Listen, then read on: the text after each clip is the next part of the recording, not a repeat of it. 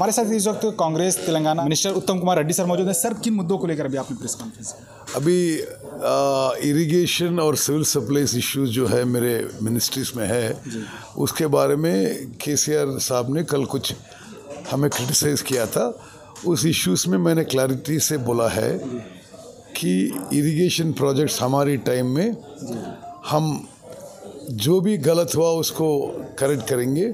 और दूसरी चीज़, जब जो प्रोक्योरमेंट चल रहा है उसके बारे में भी उन्होंने कुछ बात किया था।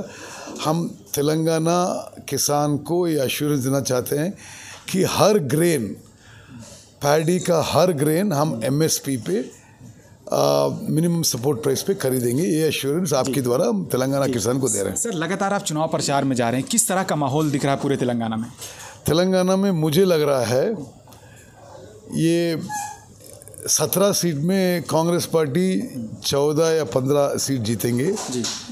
शायद 1-2 बीजेपी को आएंगे, 1 एमआईएम को आएगा, बीआरएस को 0 संख्या आएगा। जनता किन मुद्दों पर इस पर वोट करेगी? आपको क्या लग रहा है, किन मुद्दों, वो कौन से मुद्दों में? जैसे अभी तेलंगाना में कांग्रेस पार्टी का अच्छा हवा चल रहा है जी। और हमारी गवर्नमेंट अच्छी चल रही है जी।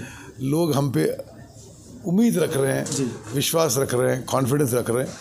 हम पूरा कॉन्फिडेंट है कि इस पार्लियामेंट इलेक्शंस में will have an overwhelming majority. करो। Thank you.